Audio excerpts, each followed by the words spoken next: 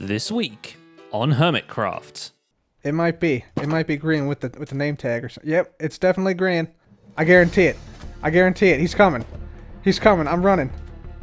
Oh, I knew it. He has the name tag. I'm running. He's looking. He's scouring the area now. Uh-oh, this is bad. Oh, he spotted me. I'm out of here. No, please, Grian, no. No. Well, that escalated quickly. Welcome to the Hermitcraft recap. My name is PixelRiffs, our writer is ZloyXP, and just when we thought we had explained everything about how the server is set up, Grian felt like introducing even more game rules. If you're not aware, and you'd better be, this week Grian has started what originally looked like an innocent game of tag, and is already escalating into an arms race. The main rule is pretty simple: try not to be it for as long as possible. And number 6, the game can evolve. And you'd think that with only one tagging possible per video, this would take its time getting around. But at this point, the name tag has made its way from Grian to Doc M, from Doc M to Mumbo, then back to Grian, then hovered over Cubfan's head, then somehow made its way to Iskall. No, no, please, Grian, no. And while as a recap we love to keep track of who's who and who's it, due to the pre-recording, the live streams and the off-camera stuff, it is near impossible to do. Of course, the more inventive taggings, those captured on video, will show up in the recap from time to time, but other than that, we'll have to rely on the community to make the spreadsheets. The game has officially begun. Another recent addition to the server is the ability to pose armor stands, finally introduced by Xisuma. This trick relies on the player having a special book with commands on it. The problem is that you still have to give that book to people. To spread the gift of posable sticks over the server, Xisuma builds a hidden monument in the kelp forest next to the Ministry of Truth in the Modern District. So if you see an armor stand on the server doing something that no survival armor stand should be allowed to do, now you know where it came from. This book actually comes from my patron server. It's made by a friend of mine called Pushpok. But basically what happened was, as I was singing the praises of my server and how awesome it was, and then X has been playing with it on his own server, and now I've managed to secure it onto Hermitcraft, which is what I've wanted. And with all that out of the way, let's take a look at all the events and mishaps that occurred on the Hermitcraft server this week. Starting with Zombie Cleo, since she dug into that aforementioned book like a bookworm. With the magic of bendy mannequins, Cleo sets up a whole diorama on her pirate ship base. Pumpkin-headed sailors loading the treasures onto the deck, firing the cannons, steering the boat, you name it. Oh, it's like a little action sequence. Oh, that's so cool. One thing's for sure, it's much cooler than making a campfire out of them. Joe Hills' Ministry of Truth is certainly looking a lot more alive now posable armor stands are a thing. With the build coming together and the other hermits willingly parting with their information, Joe is already looking around for other stuff to do, including trespassing on Webco property. Well, it's important that you don't trespass in a warehouse, because sometimes when there's a full moon, it turns into a house. But that's not the only turf he decides to step on, because midweek he sets up an impromptu paper shop outside of Impulse's iTrade store. While it's a useful resource for people who want to trade with all those librarians, it's not really an effective business model. This isn't like, hey, we put a coffee shop on the corner where you would want it. It's, I'm the guy with like an armful of cups of hot coffee standing outside of Walmart saying, hey, you want to buy some coffee? $3. So Joe remodels the business into a wishing well, allowing people to discard renamed items in exchange for a stack of paper. And while that may be even less profitable than the original pop-up store, he's still got some budget left for advertising. Has this ever happened to you? Goodness golly, if my name isn't Xisuma, I'll never have paper. Well, Xisuma, let me tell you something. My name is Joe Hills, and I understand that paper can be hard to come by on this server. iTrade, on the other hand, doesn't need to advertise itself. Apparently, the entire Hermitcraft server can smell a villager with a good mending trade from 1,000 blocks away. Impulse has been overwhelmed with people asking to purchase a season pass, but some of the offers are a little less straightforward. And so I geared up as quick as possible. And I'll tell you what, man, I have yet to die. I probably shouldn't have said that. Wow. Yeah. Wow. That is. Hey, whoa, don't you put that sword away. Iskall argues that he has a claim to the lowercase I, so iTrade briefly becomes iTrademark dispute until they sort the whole thing out. Cubfan bribes Impulse into charging Rendog extra, but Ren manages to still get a pass for 20 diamonds, some freshly cooked chicken, and a box of feathers. Funnily enough, since the passes are actually written books, the box of feathers might have been the useful part of that deal. Despite his server mates wheeling and dealing, Impulse is already making a tidy profit and can invest more of his time into working out why his farmer villagers seem to be headbanging instead of giving him crops. This is a potato farm, so maybe they've spent too much time in the mash pit. But Impulse's shop may not actually be the most profitable thing on the server. We think that dubious honour may fall to Doc M, and here we begin the tale of Doc M and Rendog. After demonstrating his drowned farm in week 1, Doc is determined to make a profit from the hermits who are desperate to try out a trident. He puts together a shipwrecked shop in the heart of the commercial district, complete with drowned crewmen. But the twist is that this is a gambling shop. He set a secret price for the tridents, and all we know is that it's higher than 32 diamonds. If they get into gambling, you gotta be responsible with it. You're gonna make so much money from Rendog. Enter Rendog, a man with a freshly opened chicken shop and a hunger for Little Mermaid-themed weaponry. Surely, he thinks, a stack of diamonds is enough for a trident. I have a feeling that it's cheaper than 64, but I'm not gonna risk it, guys. That's gonna leave us 1 diamond. Like a true pirate, Doc's machine takes the money from him and gives nothing back. It even makes a sad little ding noise. And when Doc checks the payment chest later, he knows which fish he's caught. What? Oh, I swear it was Rendog. I bet it was Rendog. Not to be outdone, Ren spends a night branch mining and comes back in the next episode to drop 3 whole stacks of diamonds into the chest, finally obtaining that trident he's always wanted for the sum total of 256 diamonds. Naturally, these diamonds are going to be invested in the rebranded NHO, the Nature Health Organization. Doc's efforts to preserve a coral reef and scam even more people out of their money lead to him starting an exhibition on the nearby Mushroom Island, although the pufferfish he uses as a first exhibit has other ideas. Isn't it amazing? What is this? No, floaty! Do not weep for Rendog, dear viewers, because he won't stay poor for long. Business is booming at the Stacks 4 Stacks chicken shop, and the other hermits are already saving up their rails and gold to contribute to his Hermitcraft rail network project. And that's not the only market he plans to corner, because this week he lays out a plot and a farming space for Big Logs Inc. We opened up the log business in Season 4 to an astounding success of profits. We made so much cash from loggage, it was insane.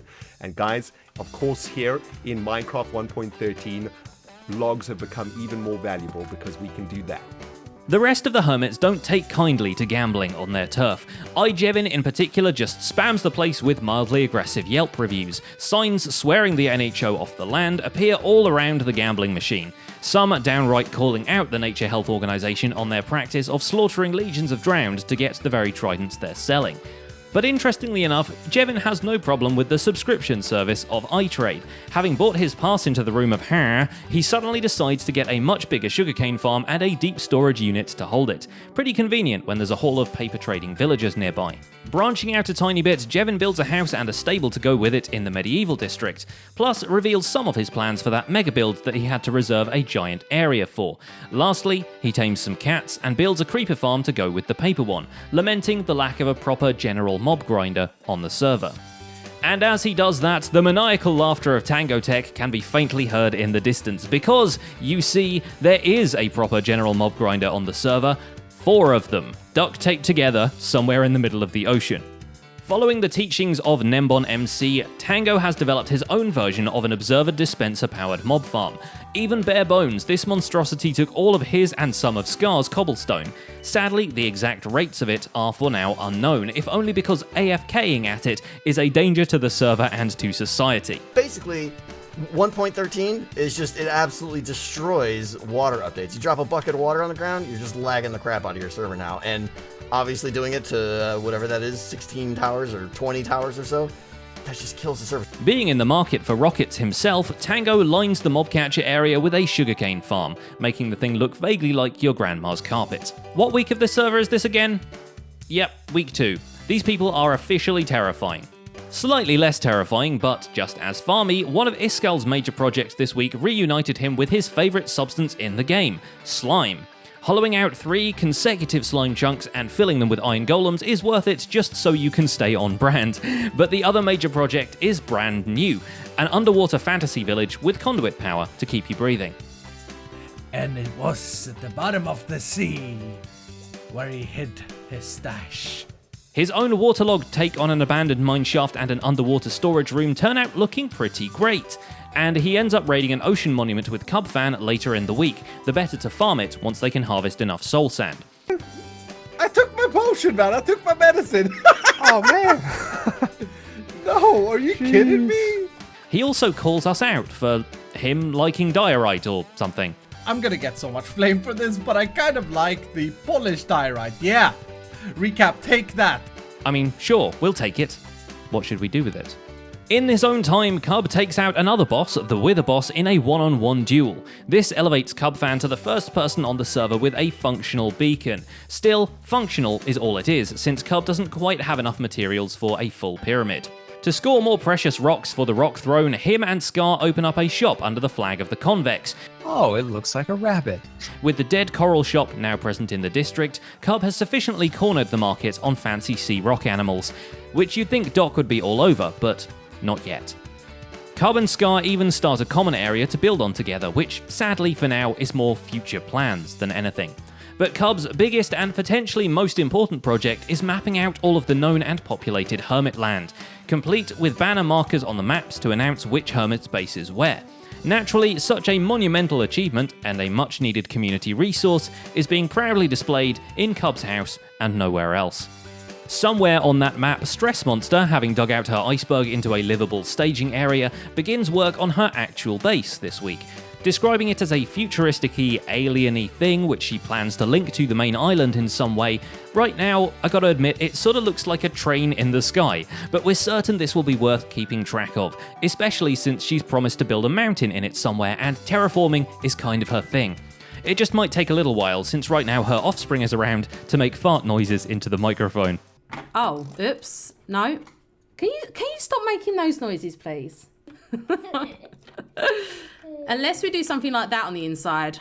The other major mapping project on the server is at Jevin's shop in the commercial district, and this week the customers include Python. Despite his player marker not showing up on the original map, a bit of detective work leads him to the treasure. But as always, the real treasure was the friends he made along the way. My gosh, that guy's the most disobedient thing I've ever seen in my life. Back at the ranch, he moves all the cows into a nano farm and sets up a flower pot shop, which his fans agree looks like a giant acorn. But luckily, he doesn't have to worry about the profits because the shulker shop is generating diamonds every single day.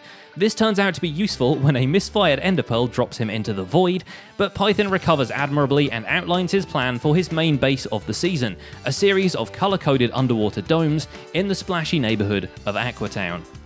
Biffa has also been bit by the treasure hunting bug, and he tries to employ the local dolphins as guides, with limited success. Oh, he's stuck in the bubbles! No!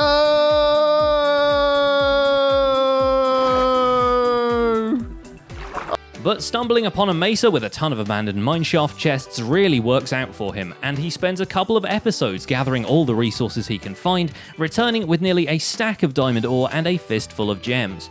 Once the diamonds have been fortuned, he makes for the shopping district and buys the inevitable iTrade season pass, then splashes his remaining cash around in Xisuma's turtle shop. Speaking of which, Xisuma Void has finished his shop, sells all sorts of stuff in it. The finishing touches were an egg sitting almost randomly atop the hill, and a ton of water splooshed inside the giant turtle's carcass. Sadly, with conduit Wi-Fi of the nearest coral shop only reaching halfway along the shell, it was almost possible to just drown inside, so another structure was introduced nearby to spread the eye in the upper right corner.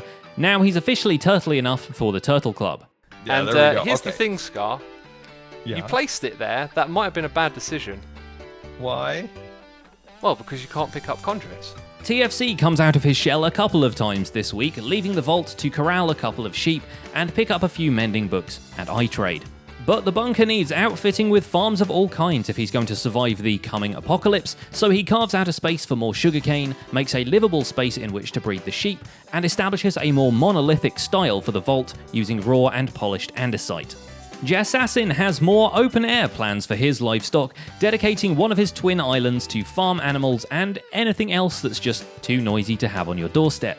His discoveries about 1.13 continue as he nearly drowns, and stumbles upon some naturally laid turtle eggs, almost befriending a parrot in the process. Oh my gosh. Oh, I thought he was hanging out on the edge of my boat. Grian, in the meantime, has been unnaturally spreading eggs all around Mumbo's base, but we've already seen that last week, the wonders of pre-recording and time travel. No, this week's hot thing is not pestering the good old spoon, but instead trying to get on his good side, be it with soothing and remixable songs, Mumbo jumbo, you are AFK. I'm gonna take that mustache away. or with the offer of an alliance.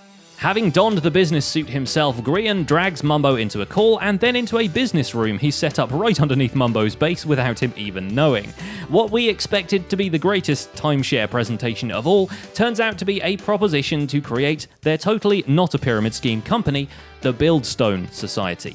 Truly, combining Grian's build skills with Mumbo's redstone know-how could make them a force to be reckoned with. Having left Mumbo to his AFKing, Grian moves on to build what is essentially a giant cobblestone slab over the ocean, with its purpose so far remaining a mystery. A more purposeful build is a giant tiki head built to sneakily house a fully upgraded conduit right next to the shipwreck in a bottle. Originally, of course, it was thought up to house a grumpy cephalopod. Having picked up on that, Good Times with Scar visits the area and builds a giant pineapple right next to it. Despite it looking a bit like a carrot, it really is a sight to behold. Just don't behold the SpongeBob statue inhabiting it. That thing will haunt your dreams.